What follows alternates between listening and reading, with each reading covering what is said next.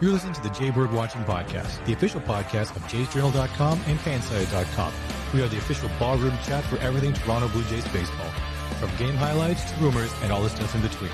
Here's your host, Craig Borden, with co-host Jason Lyons and Liz McGuire. Now let's talk some Toronto Blue Jays baseball. Blue Jays fans, Blue Jays fans, Blue Jays fans. Craig Borden here with you on the Jaybird Watching Podcast, episode 430 tonight. We are going to have some fun talking Major League Baseball and some trade rumors that are going around in the Blue Jays universe already. So far tonight, Jason Lyons is joined. Liz is running a little late, but Jason, how the hell are you? Well, I'm feeling good. Guardians are up a couple here. As you can see, I've got my whole throwback when we were allowed to call them the team formerly known as Prince. Ricky Vaughn. Yeah, I got my Rick Vaughn jersey on. I got my Jobu hat on because I think we need some I feel like Jobu needs a whole live chicken this time. Yeah, feeling good. It's a beautiful day here. Just rocking and rolling. Too good. And on that note, crazy wild playoff stuff, obviously, we're going to get talking about. But as far as it goes, are you shocked to have the teams post where we were on this time last week? Obviously, the one series hadn't even finished. We finally saw the celebrations with Shohei Ohtani and everybody, the Kevin Kiermaier shirtless fun for all the girls out there, everything. So this is the matchup you were kind of assuming, correct, Jason? Yeah, I didn't really see any surprises here. I mean, I think we were all kind of hopeful that Detroit would sort of weasel their way in. And then past that point, I mean, I like the Mets. I like their story. Put them in any other city, I'd be cheering for them, pretty consistently. I like the whole OMG thing. I like Iglesias. Love his story. Like, wow, what a season. I think we were all naive to think that if it wasn't going to be the Dodgers and the Yankees, at the end of October, then I think, that's a little bit crazy, a little bit naive, as they say. But, baseball is full of some Cinderella stories. So it looks like on the National League side, the Dodgers are really flexing it right now. I mean, they are manhandling, even when they got down a bunch. If you had given them another inning, I think they might have been able to catch the Mets. And I mean, Ohtani hit a 420-foot bomb, and I mean, they're just rolling. Max Muncy got on base 6 times last night, I think, which is insane. But that's why they have guys like him on their roster. They're built for this time of the year right now, and they keep proving it lately. I mean, I know they had a lot of, stumbles and falls in the last number of years. And then, on the AL side, I mean, we'll get into this a little more, but I mean, the Yankees are pretty good. I mean, let's not split hairs. They're pretty darn good. They're built for the series. Really hoping that the Guardians can make this thing a series and maybe take 2, and send them into a bit of a tailspin, because we all know, as fans of baseball, what happens as soon as the Yankees have any kind of challenges. It's not good for them. So I'd like to see it. I'd like to see a few of their pitchers wear a bad game, and the Guardians hit a couple of big home runs and just put the fear into them. Now that Jazz Chisholm has absolutely jinxed them by saying, did you guys see this quote? We are the World Series champions. You can't say that. You can't say that. I mean, come on, like, ridiculous. Jazz, stay in your lane. You've been, on one of the worst teams ever, forever. Now that you got to sniff it. First time he's good. Yeah, just zip it, McGee. I don't think he has a hit in the ALDS either. You'd have to look. But on that note, just to put that one into perspective, we're gonna go back to this show 10 years from now. We're gonna look at this recording, and we're gonna see that this is the Jazz Chisholm curse. Yeah, that'll be the new one. That's the level of what you don't do in baseball, right? I just hope they don't call it the Jism. They're going to. That is 100% a Bronx name at that point. It's going to turn into something like that. Yeah. So freaking wild, but holy crap. You don't say that. I don't care who you are. That's just throwing your team almost under the bus. You don't. So anyway, Liz, how the hell are you? I'm really good, guys. I'm really good. Here in the playoffs. I love these playoffs. I like the way, I do not want a Dodgers Yankees World Series. I wanted, Cleveland and any like a Blando. Give me as Cleveland Padres. Cleveland Padres is what I wanted for a while back in the day, back last week. But I don't know, man. Like it's I'm really okay. I do hate that all of the Dodgers games in the current series have been so one-sided. Like, hella boring. They're over by the 5th inning. So you just turn it's them off. hella boring. I like good scrappy baseball. Sorry for this. What is the score right now in the Yankees game? 2-1. 3-1 now. 3-1. I got it up here. Yeah. So I don't know. Like, I'm rooting for Cleveland, but I don't know if they're going to be able to pull it out. We'll see. I don't know. I feel like you're right. The World Series is written. Not the champion, but the Dodgers, Yankees, and like honestly, MLB baseball wants that, so good for them. And like, I mean, it's going to be the biggest team in baseball as far as brands are concerned. Truth, it's going to be very divisive. Families will be split apart. You know, parents won't talk to one another. It's like having kids will have 2 Christmases. Like dogs and cats living together, mass hysteria. Yeah. There we go. Got a better picture, I think, for the ballpark now. I didn't realize how old when I found that background that Rogers Center picture actually was. Just look for the back here. It's like, okay, first there's no seats here. And look, the renovations are done. It's Thank you for listening to the Wrong button. Well, it's dressed up like an empty seat night. Yeah, so there we go. We got some more fun there. There we go. Wanted to make it look like we had some good seats up in the 500 level here, Liz. That's where I belong. That's my peoples. Yep. That's my peoples. So speaking of peoples, before we go far into playoffs fun, I wanted to get some fun that's going on in Blue Jays land. There's actually some legit news. One trade rumor, some awards possibly handed out, and I'm going to start with the first one. This is an actual legit award at this point. Spencer Horowitz has been named to the second team for the MLB Pipeline rookies team. So not the premium, the creme de la creme team, but apparently there's a better rookie first baseman. But the fact that he is named to this at all, I think finally gives him that accomplishment that says Spencer Horowitz had an insanely good rookie season. Liz, you clearly got something to say on that. My comment is hold on, I just want to clarify. It's not a real team. They don't actually get to play on a rookie team. It is like a esteemed trophy metaphorical team.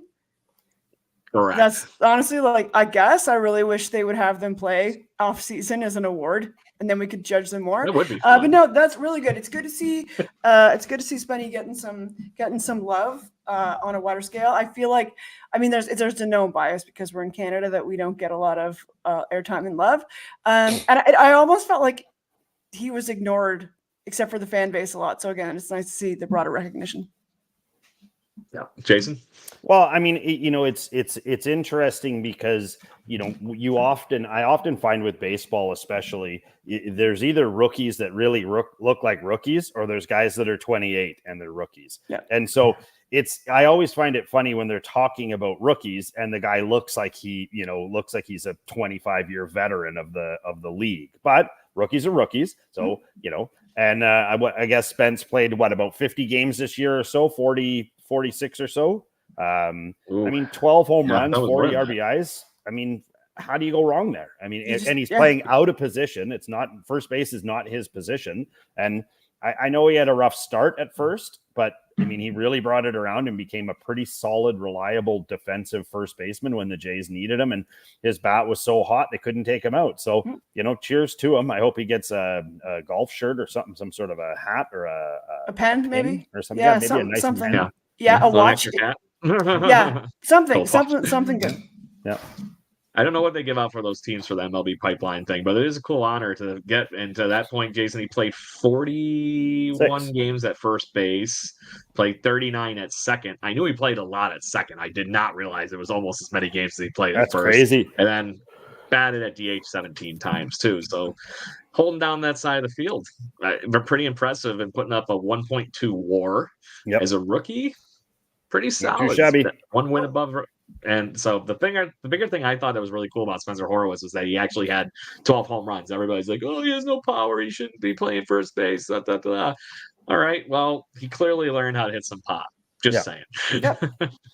He went So, through a really nice other spell there news- where he was Go ahead. really stinging the ball. He was really hitting it hard. And I mean, I think that's what you need to do. Like Davis Schneider showed us a couple years ago, whatever it was now, that if you come up and you swing out of your shoes and you want to put that ball out, the ball start to go. I mean, they're all such good hitters. It's just launch angle at that point. So if you get mad enough and you want that thing to get out of there, I mean, I don't know if you guys watched Ohtani's home run from last night. But it went up. It went up. Like the one that went over the foul pole. Like that. He doesn't overswing a ton. Like he doesn't need to. That was an overswing. Like he was trying to put that thing through somebody's chest in right field. Like in orbit. It was hammered. And I mean, that Spence and even, Ernie Clement got into a bit of a groove there where he was really swinging out of his shoes. And I mean, if you have a good idea what's coming, a 94-mile-an-hour fastball is coming somewhere down the middle, why not go at it as hard as you can hit it? Like chicks don't come to see singles, right? They come to see you hit the long one. The long ball. Yeah. Still one of the best One of the best commercials ever. Oh, the best. Liz, have you seen that one? Tom Glavine, Greg Maddux. I have not. I will check it out. That awesome. one is going to be one we're going to have to put up here and show you at some point, because that is a awesome one for baseball nostalgia during the steroid era peak. Watching Tom Glavine and Greg Maddux complain about not being able to get any attention whatsoever from any fans, so they go to the weight room and try to bulk up and hit home runs. That's exactly what they did. It's amazing. Yep.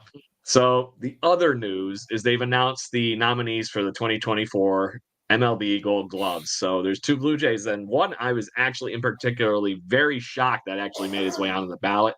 We all know what the kind of outfielder that Dalton Varsho is. Not shocked one bit to see him on this ballot for who is going to be possibly bringing home some Gold Glove hardware. But Ernie Clement also nominated at third base. Wow. I love that. I was so stoked. I was so stoked when I saw the Earn Dog get that. I don't know, man. I wonder what this means.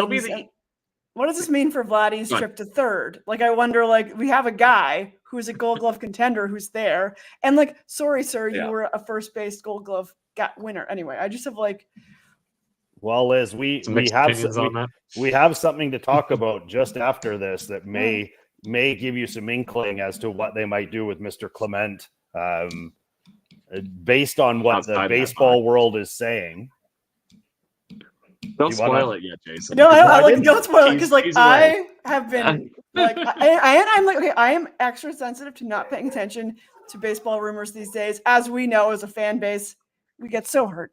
There's nothing but rumors. Yep. But we'll get to that rumor in a minute, because it is a potentially fun and tantalizing one. So on that note, though, Ernie Clement, I love this fact, because that'll be the first award on MLB level that anybody from Rochester, New York has ever won. So I'm very excited to see how that works. Good for you, bud. Nice. He's up there for all you Rochester buddies. Rochesterans? Yeah, there you go. What's a person from Rochester called? Rostarians. Rochesterian? I'm pretty sure said on Arizonians or Anzonians. Yeah, I'm pretty sure the answer is a Rochester. A Rochester. I'm good with that. Or from the article I shared with you guys the other day, Coneheads. Yeah, Coneheads. Yeah, the Coneheads. And if you want to know what I'm talking about on the Conehead thing, check out what's currently pinned to our Twitter profile right now, and you'll learn about a Rochester local legend that is being immortalized in a painting on a baseball card shop here that is literally 20 feet tall. Yeah, legend. So, anyways, on that note, should I stop teasing Liz here, Jason? Give me the guys. The rumor at hand is that Alex Anthopoulos has quote unquote been kicking the tires on trading for Bo Bichette. So, all right, there's the point. I'm good with this. I'm not opposed to this. So, the proposed trade, I'm actually kind of intrigued with, and this is something that might have some legs to it and might not. The keyword is leak, but I call bullshit on certain things that just float around the internet because it's the internet. Case in point, we have a show on the internet. Just saying. So, but the proposed trade was a three-player return for the Blue Jays for Bo Bichette to play all day, every day, shortstop for the Atlanta Braves. I'll say the immediate known name on this is middle infielder Orlando Arcia. He is a solid player. It's obviously I'll say the cash leveling part of this trade. So the receiving other pieces to this trade would be 2 of the top 5 prospects within the Braves organization. Oh, I like that. It is catching prospect Drake Baldwin and pitching prospect AJ Smith-Shawver. Shawver made it up for 4 innings last year in the major leagues, and he didn't allow a run in those 4 innings. Baldwin has been playing at the AAA level and batted .270 last year. So I kind of like it. This feels very much in the what we got for Yusei Kikuchi with Loperfido and company. So I don't have a problem with this, but Jason and I were talking to the flip side of this coin. That frees up some money for the Blue Jays to really get dangerous with this offseason. So there's some other wins there too. Jason, you and I talked, obviously, well, Liz is clearly mowing this around. You hit it, buddy. Well, I mean, I think the first and foremost, Bo is a tradable asset right now. I think we've all realized that, there's been talk that obviously he wants to stay with Vladdy and blah, blah, blah. Nobody cares about that stuff. I mean, the Kumbaya stuff needs to go. We need to get back into the playoffs, and we need to start being a playoff contending and winning team. So that does bring up a great, availability. If you get rid of Bo and you get those prospects back, do you then gain the ability to go after maybe the right fielder for the New York Yankees right now? I mean, it's the kind of dollars that are similar. It is a position of need for the Jays, and so it would be something that I mean, obviously the fan base would not be too overly happy with trading Bo, but when are they ever happy with anything? Like were they happy when we let go? Really happy with him last season? Yeah, I mean, it's funny.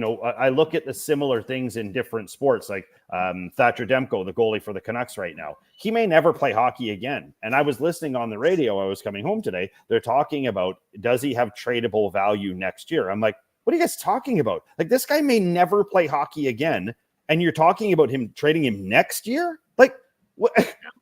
But it's the insanity that fans and sometimes the media create, where this is a very realistic trade. Like, this is what you should maybe expect for Bo Bichette. I mean, maybe the Jays have to throw in a prospect of some, kind at this level, or one of their bad relievers or something like that. I mean, that's kind of where this thing would land. But I mean, I think based on value v value, this isn't a bad trade. I mean, these two players are ranked very highly as prospects, and the one of them sounds like the greatest male actor of all time.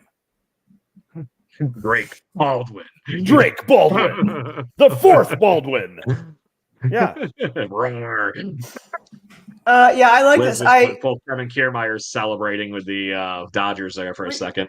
Or like, the ladies know candidate Kiermaier. I'm gonna just chirp in on this. Bang. Yeah, I like this. My thing that keeps me up at night is the fact that we don't have any good prospects. There's nobody coming up the pipeline, and if we can get some top prospects, some new guys in who are performing well, at this point in kind of let's commit to it, a rebuild. I think that would be great. I also think that fills up a hole in our catching situation.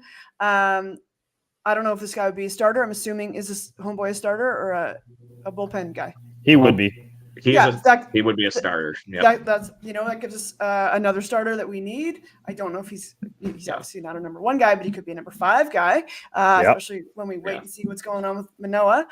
And I think that you know what, we all wanted the. Yeah, he started 21 games last year in the minor leagues for a total of 90. I'll just say 90 innings to be nice. We wanted the Bo thing to work out. We wanted this to be our contending years. It's not.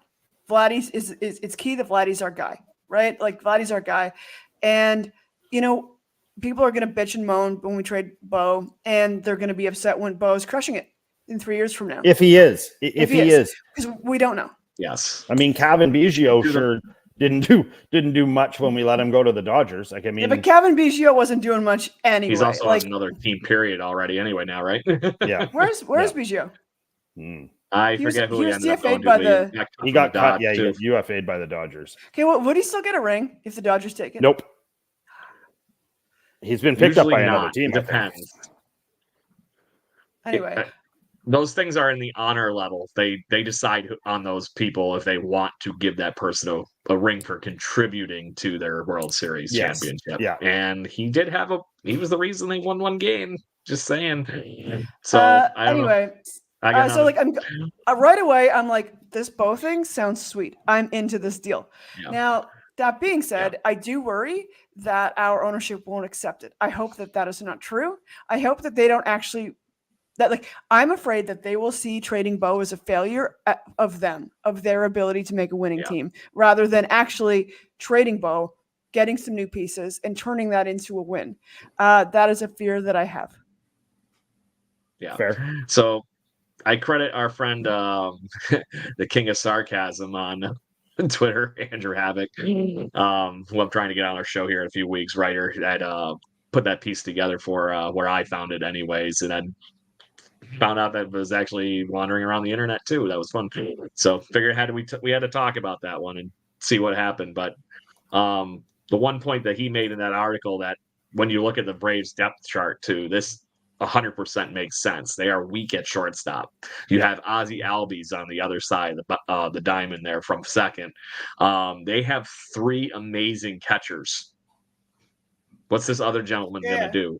And then they have a pitching rotation that's boasting Chris Sale as a guy that's like their fourth starter. Yeah. So you don't need that number 2 prospect right now that is major league ready to give a shot to. So, and kudos to Atkins if that's the kind of thing that he's going out and digging up. Like if he's going out and actively, saying, "Hey guys, here's what you guys need. You guys need a shortstop." I mean, the Braves haven't been solid at short since they traded Dansby Swanson away.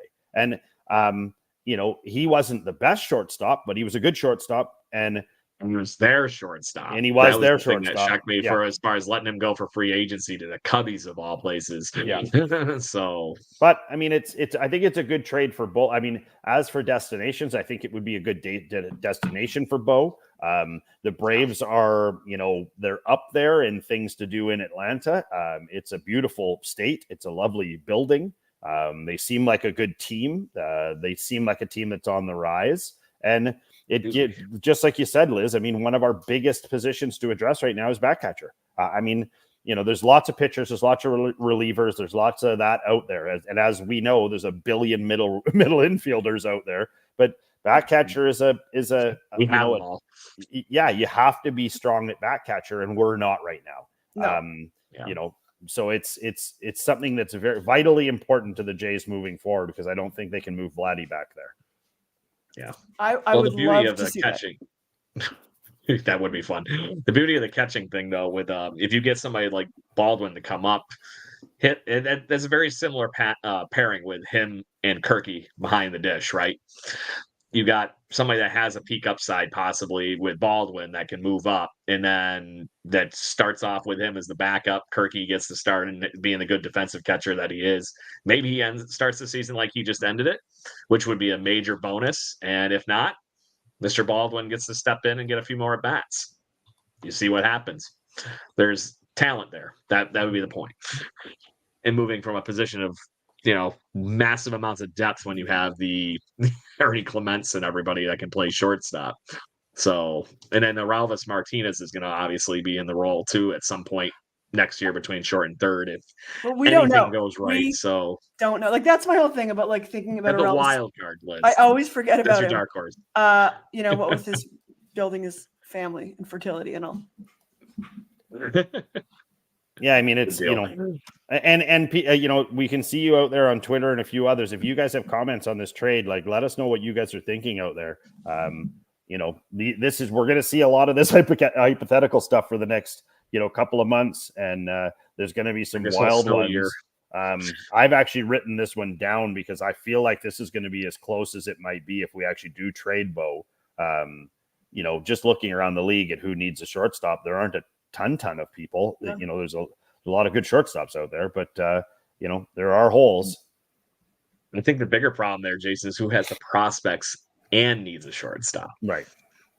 And the Braves have both of those. So I think that there is some smoke to that reality there.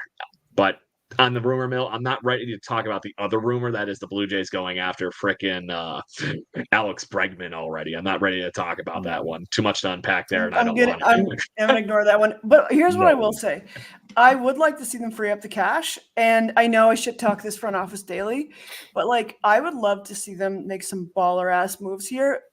But I think they might be too arrogant to think their jobs are on the line. But if they do think their jobs are on the line, now is the time to take some real big swings, and the pressure is on to land those swings so we don't end up where we did last season. But like this could be a real interesting offseason. If it's not, you're going to hear about it also. But like I think Yeah. I think that we're going to see some kind of cool trades, hopefully some big names, and I mean, I want them to sign Juan Soto. I'm just straight up. I'm saying it. I've been saying it the whole time. They won't. I think he's going to stay a Yankee. I'd stay a Yankee. I don't think he loves it there. No, I don't. I really don't. because of all the other big dogs. Is there too many big dogs for Juan Soto?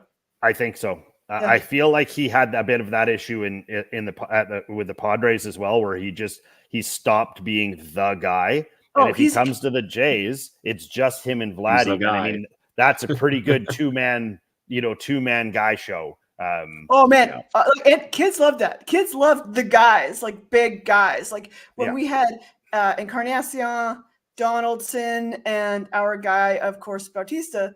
Those were like guys, and that was fun. And so let's get some of that. Yeah. Imagine the t-shirt opportunities. That's all I'm going to say. Yeah. So I think I'd be doing a disservice. Jason, I have a strange feeling with Liz coming in late. Her and I are going to hang out for an extra 15 minutes when you cut at 7:45 here. So, but I'd be doing a disservice for the time of year it is and with postseason baseball on what happened exactly 9 years ago yesterday.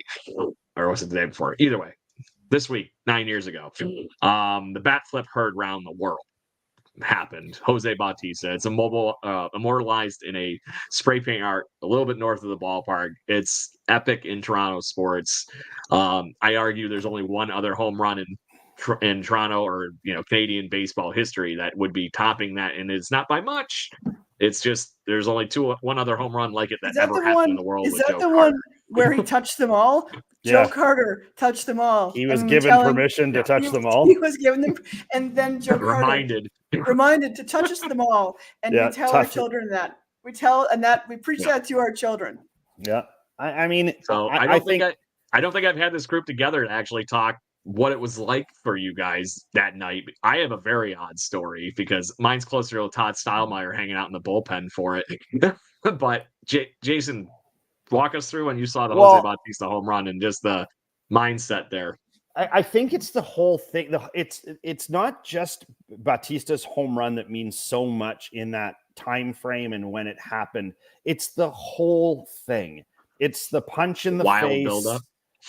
The wild buildup. Was it the sixth inning where they just kicked it around like they had never played baseball before? Like all of these things culminating, and he hit that ball. And I mean, the bat flip was awesome. And, like bat flips have sort of, it opened the door for people to do more fun bat flips. But I think some of it gets a little hokey at this point. But regardless of that, I think when he hit it, it was just that moment. I mean, that sound, the quiet sound between the ball hitting the hum of the crowd, the ball hitting the bat, and it makes a different sound. And then just the silence for the quarter of a second as people realize it's not a fly ball, right? Like when it was hit, it was gone, like so gone, like not Judge's home run the other night that just got over the wall. I mean, this thing was mashed, and it was such a relief. It was just like the top came off the city. And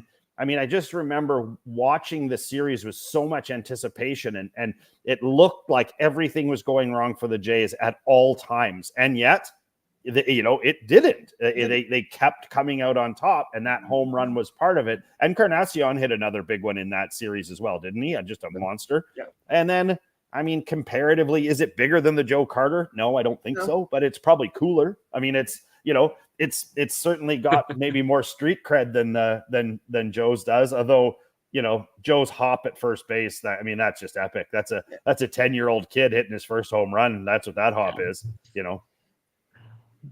Go ahead, Liz. So I was actually I was on a delay, so I was alone. I was working for my buddy at the time, cutting wires for an art project. Okay, I was like working, and I was like cutting stuff, and I was like literally I was manufacturing parts. So I was watching it, and I was on maybe a minute delay, and then everybody runs out into the garage where I am, and I'm like, "Why? We lost the game." No, I was like, "We lost the game. What is it? Like he's still at bat here." We lost the game, and they're like, and everyone just holds their breath. And then I experience it with everybody who was with me that we did not lose the game. But I was just like, why are you losers here? We're about to lose this game. Like, what is this? My good time. And then we didn't. And the thing is that I didn't really notice the bat flip, right? Because it wasn't the bat flip came out later. They didn't even show it. No, it was an afterthought. It was about winning this game. I was afraid of this feeling momentum was gonna end, and eventually it did end. But like, it was magical. So I think it's funny because first off, Liz, credit to your friends for just pausing for everyone just paused for you to catch back. Yep. So I was afraid because I had to choose that night between two of the things I love the most on this planet, and that is the Toronto Blue Jays baseball and rock and roll.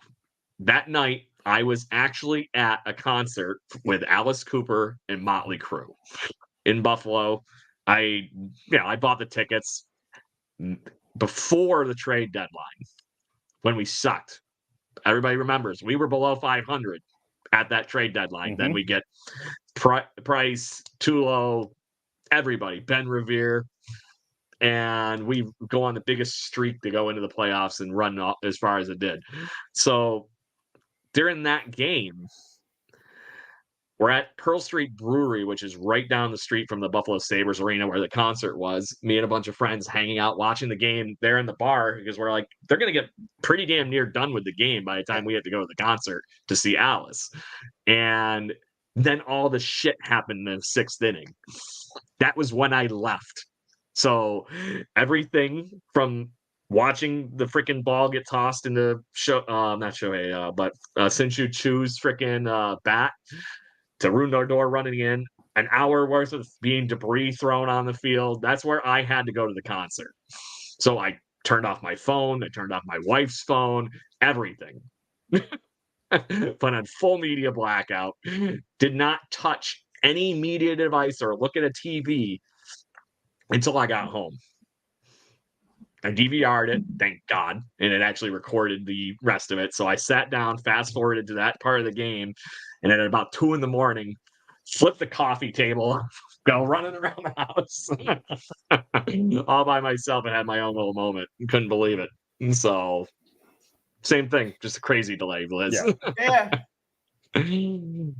So, but like I said, would have been doing a disservice without being able to hear everybody's stories on that whole thing because it's too fun to, reminisce about good times when we're having rough times. Yeah, go for it. Oh, sorry, go ahead. No, you go ahead. I was always bummed that Jose didn't win us a championship. I was always I was bummed because they're gonna put up a statue. They should put up a statue of Joe. They won't, but they should because we have our Lord and Savior Ted Rogers statue outside the dome because they bought it and changed the name.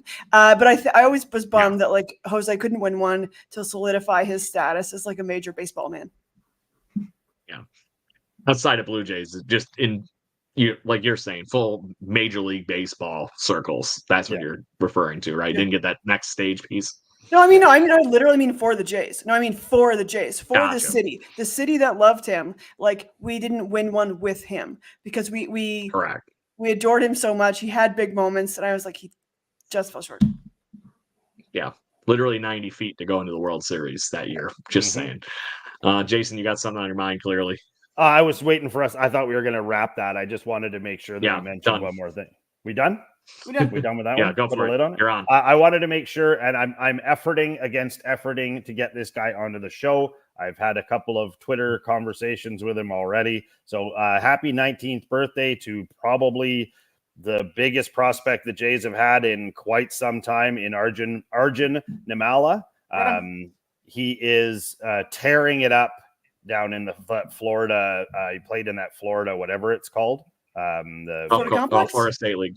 Yeah, I mean, he hit what did he hit? 232, 232, 17 home runs, 47 RBIs. But the part that doesn't read on those stats, Jason, is he was batting under 200 when he came back from being injured.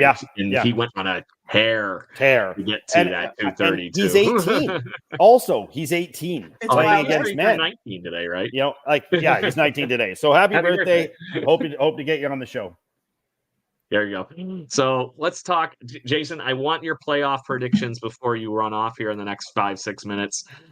Right now, the Guardians are up 3-1. The game's in the top of the 8th. Yeah. Do you think that there's any level of comeback here, or do you think the Yankees steamroll in the rest of the playoff or rest of the round here? I think that the Guardians are going to take this one, and then unfortunately, I think that's going to be it for them. I think that the Yankees are too good, too strong. Even if the Guardians take one more, I mean, the people of Cleveland, although it's never regarded as a real, top level city in America, everyone I know that has been there has nothing but great things to say about the city. Apparently, it's a beautiful city. Tons of great. The Rock and Roll Hall of Fame is there. All kinds of, except the Browns are there, which that does take away a lot based on that. But I think that the city of Cleveland, not different to the city of Toronto. I mean, this is the kind of thing that they get. I mean, the whole city, no joke. Like when you're watching Major League and they show you the people walking down the streets and the people like doing this with their hats and the guys at the construction thing with their hats. That's what a city like Cleveland does. And that's what a feeling in that building can do. That building's amazing. I know someone that's been and watched a game there, and they said it's almost like they built it on an angle a bit so that the sound is even heavier to the inside. And now with Class A using Wild Thing, come on. It's unbelievable. And I hope they take them to the rail. I hope they take him to 7 games. And like I said, the Yankees do not respond well to adversity. We've seen that now for 2 years. They don't have a ton of heart, and that has been their issue the whole time. Now they're relying on skill over heart, and what the playoffs sometimes can bring out is that exact thing, that you do need some heart to get through there. So I guess I got one other question for you on the heart level part here and the possible elephant in the room for the Yankees. What is the over or under on the fact that Aaron Boone actually gets ejected from one of the next couple of games? Well, I still can't believe he didn't get ejected from the last one when they flipped the mic on and he's just like just ripping a blue streak and you're like, whoa. You just let all that go out on the air live, dude. Like, whoever's in charge of that should not have a microphone down there. But you're fired. It's I find it to be very similar. Like, there's a lot of guys in pro sports that get, the whiner tag, and Aaron Boone's a whiner. He never shuts his gob. Like, it's a constant spew of pour us. And you're like, dude, your payroll's $500 million. Like, what are you talking about? Pour us. Like, you get all of the calls. You get all of the things. And so shut up and let the ump do his job. I mean, the one where he was barking at the one that Soto clearly swung at and they're yelling. I mean, just shut up. It was so fat. He was 10 feet past the zone on that one. It bothers me a lot. Garrett Coles is the next whiner on that list, right down the list. So they can both, as far as I'm concerned, they can both get in a boat and float off somewhere. Aaron and Garrett. And before you do wander off, like I said, I want to talk flip just because you are running Dodgers Mets. What you thinking? Wait for it. There it is. Oh, you go. Yeah. There we go. Let's go. I'm going Dodgers, baby. That's a good one, man. I think they are red hot right now. And ironically, this is a Brooklyn Dodgers hat. Yeah. So, I'm covering all of my bases. again, this series, if it comes to fruition, if it is Dodgers, Yankees, I mean, this is the stuff of lore. This is the stuff that baseball people want to see. We want to see, Theron come up in the 7th inning or 8th inning and blow a 98-mile-an-hour, 3 of them right past Judge, and then stare him back into the dugout. Like, these are the things we want to see. We want to see Ohtani hit one at Yankee Stadium that hits the upper deck. We want to see, Aaron Judge make a diving play, or like Profar take one away from we want that stuff. And the level of hatred, like, we think that the Dodgers and the Yankees don't like, or Dodgers and Padres don't like each other. Oh, sweet mama, you get those New York fans traveling all the way out to LA or any of that other stuff. And anytime they can blow the dust off their Yankees hat and try and jam it in somebody's face, that's good baseball right there. Come on. So that's my prediction. So how many bottles of rum does Jobo need to get the Guardians a chance to win tonight?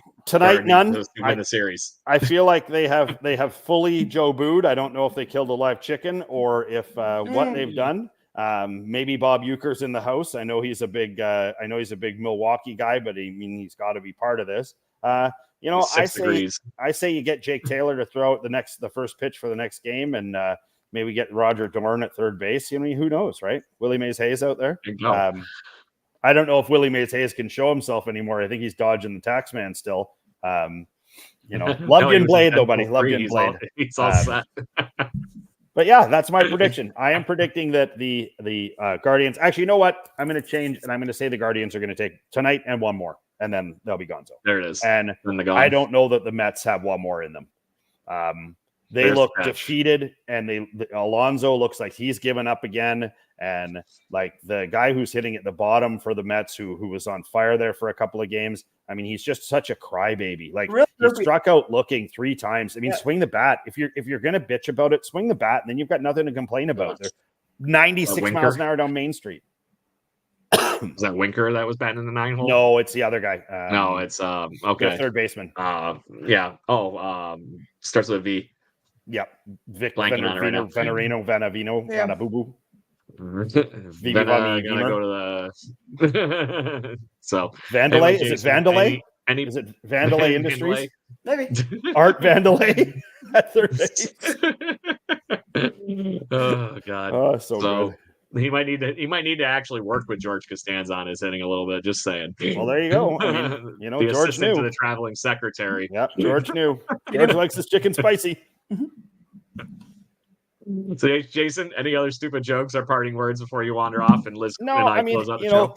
I'm really hopeful about these. I'm going to throw all my weight behind the Indians. Obviously, I think they're cooked, but let's make it fun there, Cleveland, can't we?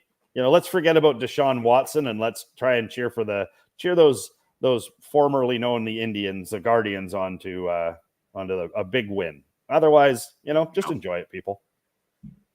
Good deal. Liz, hang out. We're going to wrap the show up like normal. Jason, you have a good night, man. Peace. So Liz, now we got to talk about what your opinions are. Seeing we had to get Jason out of here he's got to take the kiddos to whatever sporting event they happen to be at right now. So let's talk the series that's going on right behind me first. The Red Sox Yankees. What you thinking? Or not Red Sox Yankees. I was like, that's not right, sir. Guardians Yankees. Sorry. Here's the thing. I'm just so used to saying Red Sox Yankees. I feel bad because my opinion is quite the same as Jason's. I really want to see the Guardians take the Yankees to the ropes. I think the Yankees are gonna come out triumphant. But the Yankees are a better team, right? The Yankees are a better team. But like I would love to see a scrappy series. But I just can't see but I want the Guardians. Like, my heart is like, go Guardians, let's go. I would love the Guardians to win because fuck the Yankees. But I think the Yankees are going to take it. And like, the thing is, like, feel about it. I will. And the thing is that, like, I also, now I do want to see a high drama World Series. I was online shopping the other day, as I do. Okay. Actually, was I? No, I was like dicking around on the internet and I see an ad from Old Navy giving me recommended outfits. And one was a Shohei Ohtani shirt. You know what I mean? Like, we are seeing like baseball just pop up in the pop culture again, which I don't think we've seen for a which is very kind of long, fun.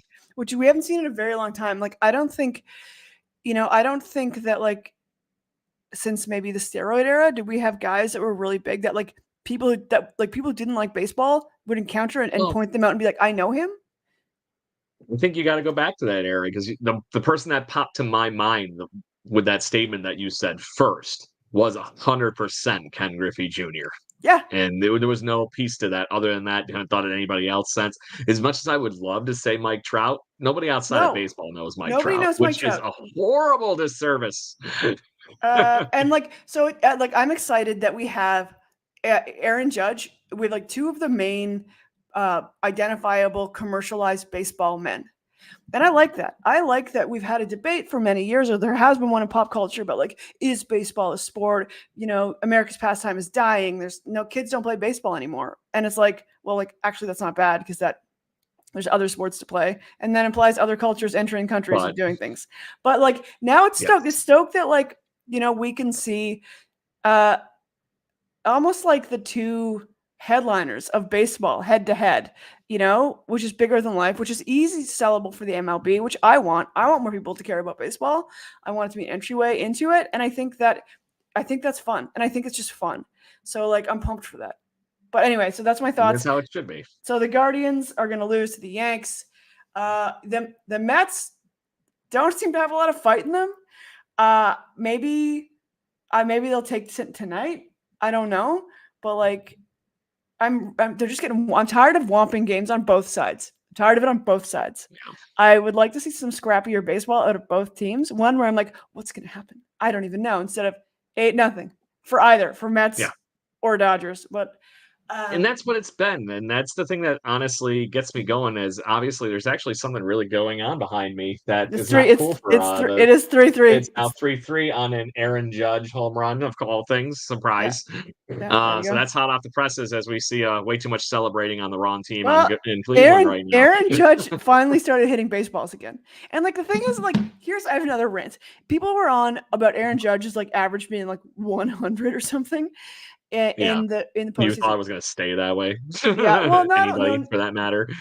Not only that, I just feel like give the guy like just a bit of space. He carried the team through to where you're at, and it's like he's going to heat up at some point. It's unfortunate that he's not performing statistically how he did throughout the season, but like, I don't know. Maybe he's not feeling well. Who knows? He's never going to stay that way. Like, he's never going to stay that way. Never going to stay. Don't like. I mean, I'm sure I've definitely shitted on him on Twitter. Is my right. But I just feel that like I don't know. Sometimes you just gotta like have some patience and have some faith and have some empathy. 100%. And to that point, he's too good of a hitter. This is not the same guy I saw for coming up through the minor league system with the Yankees for the Rail Riders and stuff here in Rochester that had a 900 holes in his swing because he's just such a gigantic human being. There's so big. Very few places he can't reach with that giant piece of lumber. And not to mention, he's kind of a small guy from you, as I see you reaching for your because Aaron Judge signed my baseball. That's the other thing. Yeah. Did Vladdy sign my baseball? No. Did Bo sign my baseball? And Bo Bichette, the guy murdered you. Near murdered me. But Aaron Judge rolled up to me and my nephew and signed our baseballs. Thank you, Aaron Judge. Well played, Aaron. Well played. Yep. So, but to that point, that right there is why you enjoy watching postseason baseball. Yeah. This was in the bag for the Guardians. It looked like 3-1. You watch the Guardians get to former Blue Jay Tim Meza a few minutes ago. Was pitching for the Yankees and manages to weasel out of it barely. But to that point, that's why you watch baseball. You just never know what's going to happen. That just happened off of Clase. Also, Tim Meza. Tim Meza pitching in the what is it? We're in the ALCS. Yeah. Yes. Graf would not have predicted that one. Nope. That's the only thing that the baseball gods can perform you with how rough of a season he was having to turn that around to a postseason appearance. It just doesn't happen. And Giancarlo Stanton, don't call me Michael Stanton, just hit a home run too. So now it is 100%. Mike's been hot. Yankees ahead right now. So a mere 5 hits for the Yankees to this Guardians 6 has them up front. So Getting them dingers. Liz, Yep. top of the 8th. The Guardians went with their best. He did not have his night right now, and that's not helping. So I don't know who's up next inning for the Guardians, but they're going to have to get back in this one quick because they're not going to want to wait till the 9th inning and hope for the best. But very much on the that's a ball game. I stop because like that's a baseball game. That's a baseball game. Oh God, are they arguing that he missed first base? I would do that. I would be someone who would miss first base. Wow. I was like, that would be the most Cleveland thing for them to weasel out of it like that right there. And I'm honestly kind of upset that it didn't just work like that. So, but hey, I'm almost wondering if we got to hang out and keep chatting if you know how this game's going, Liz. But that's wild. Anyway. So, but anyway, let's go over to the National League and talk Shohei going to Brooklyn. I don't know. Good for Shohei. That's it. That's all I gotta say. I think the bigger fun is we got to see Teoscar Hernandez go full the other night. Major playoff game. It was so much fun to see him excited. We got my guy KK out there. He was in the field last night. KK in the field last night. He played really well in the outfield last night. Yeah, had some really good plays. So, but that's what worst case scenario. That's what the Dodgers were getting him and wanting him for, right? He was going to, at a minimum, be a Gold Glove level center fielder. Yeah, and that's what they're getting right now. What a good way to go out, though. So anyway, good for KK. Bang. Yeah, I don't know, man. That dinger that he showed hit last night was great. It went looped over the foul pole. Like, it was like they questioned it for a second. If nobody's seen it, it was a rocket upwards, and then it looped back down. It was a rocket. It was insane. Yeah. Guardians got to get Clase out. It's funny. Clase is so good. Three straight hits. He's the best closer in the league. He's the best overworked closer in the league. Good for him. Yeah. So you just can't keep hammering on somebody like that with the amount of innings that he's had to pitch it.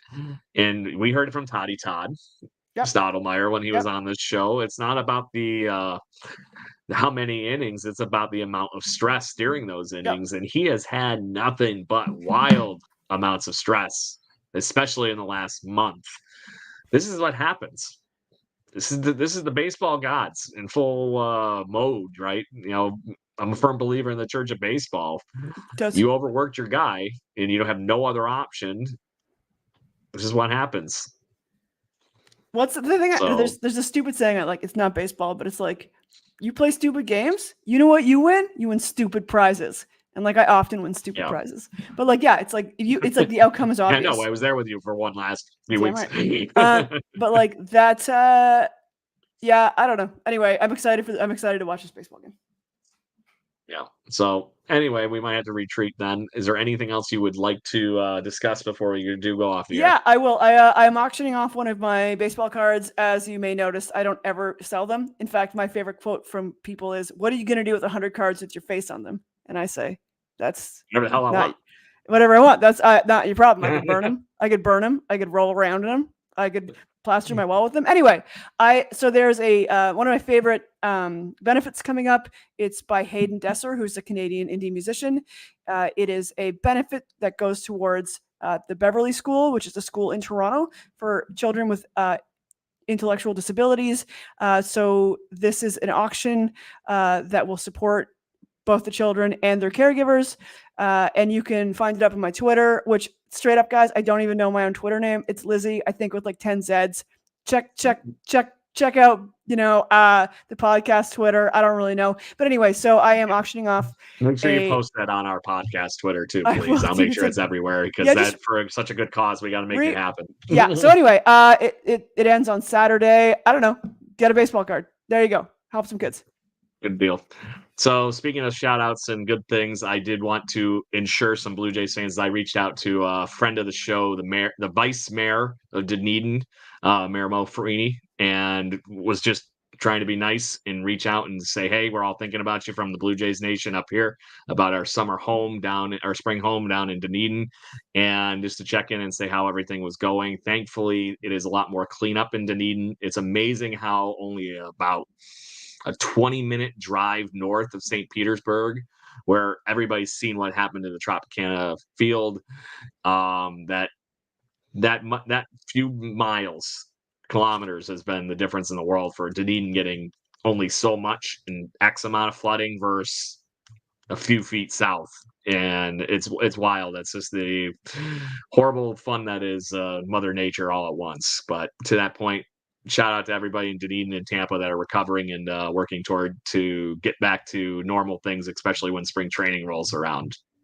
So I do have one other thing, is we actually have a returning guest next week, Liz, speaking of baseball cards. Friend of the show, Brian Parup.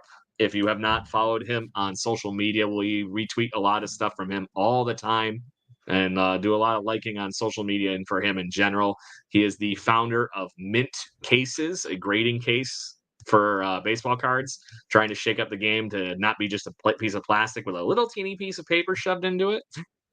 He's trying to go high class, make it look premium.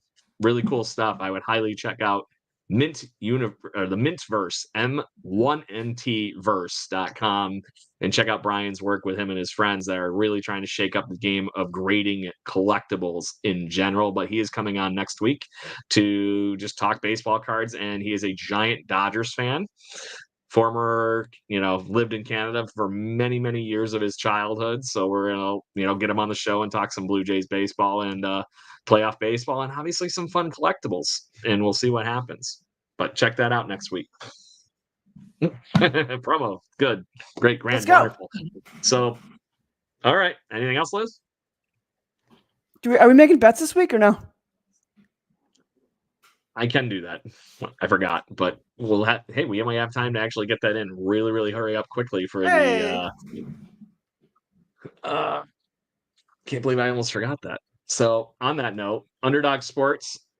Make sure you check out Underdog Fantasy and goof around with us and have some fun with whatever you could do. Use the promo code Jaybird when you sign up, and you might be able to get a nice little present in your account and see what you get to. So let's talk tonight. Major League Baseball. Wow, this really has not done a refresh on our account since we did our thing last week. Holding, pause. Can't tell I do it from my phone all the time. So anyways, let's talk Mets. Well, should we assume that Shohei Ohtani's hot streak is going to continue and go for a homer? Let's go. Yeah. Go big or go home? Yeah. So we need 2 more picks. We need at least one bet with the Mets too. So I would love to take the high on strikeouts for Yamamoto against the Mets, especially how they've been swinging, but he's still returning from an injury. I don't know if he pitches enough innings to go over 4.5 strikeouts. I don't know. Is there a maybe button? Maybe. Carry on. Yep. Carrying on. Jose Quintana for the Mets is going to be on the mound. Right now, I don't know if I want to take that one with him, any of those either. How about Francisco Lindor? Might be good for getting 2 total bases. Okay, yeah, give him that. For the Mets. Yep. Rock that. Okay, we need one more pick to make this a pick. I really don't know if I want to bet on any bats for the New York Mets right now. Man, I don't know. Alonso. Is Alonso on there? Oh, Heat, the polar bear. Give him polar bear something. You think if he gets a hit, he gets a total base? Yeah, give him that. Go with that. Yeah, that's to the normal everyday bet of $10. Huh? Yeah, look at that. That's a payout. $138. I love it. Right on. Yeah. So we're gonna lock that in, and it's done. Bam. Underdog carded. Right on. All right. So did we do it? Obviously, as we said, Blue Jays fans or baseball fans, whoever alike, we are currently being sponsored for a little bit extra to hopefully get you some more marketing fund to be able to play with the Jaybird Watching podcast as we grow. As I mentioned, tonight is episode 430 of this show. Obviously, Jason and Liz, the big part of us getting this going where it's been this season. But to that point, thank you very much to Adam Corsair, Brandon Panikar, and everybody else, Ken Alfred, who has obviously been a big part of this show, getting us to where we have been. We only hope to grow and interact with more Blue Jays fans. You all were way too quiet this evening on the chat. Y'all got to join We're back all watching in. And baseball. Mish, I hope you're yeah, there is that. Mish, I hope you're all feeling better in the hospital and getting better. I know you've been one of our favorite ones to chit chat with over the last few weeks. Hope all is well and that your health is improving. Outside of that, Blue Jays fans, we are done for the week. We'll see you next week. And don't forget to join me on Sunday for more pack openings. I will be going to the shop We the Hobby to pick up all sorts of new goodies and see what we can open up this coming Sunday night. And yep, the Bills are actually playing at 1:00 this weekend, so I can say that. So on that note, thank you for joining us. I hope you have a great evening. Catch us wherever you can on any podcasting places. We are on everywhere you can humanly possibly go. All social media at Birdwatching GC. Interact, chat, have fun with us, and we will see you next Thursday at 7:00 Eastern time. And as always, let's go Blue Jays. Let's go. Thank you for listening to the Jay Bird Watching Podcast. Please follow us on Facebook, Instagram, Twitter, Twitch at BirdwatchingGC and our YouTube channel. If you want to support the show and get extra content, please consider joining to our Patreon at patreon.com/birdwatchinggc. Go Jays, go. Woo!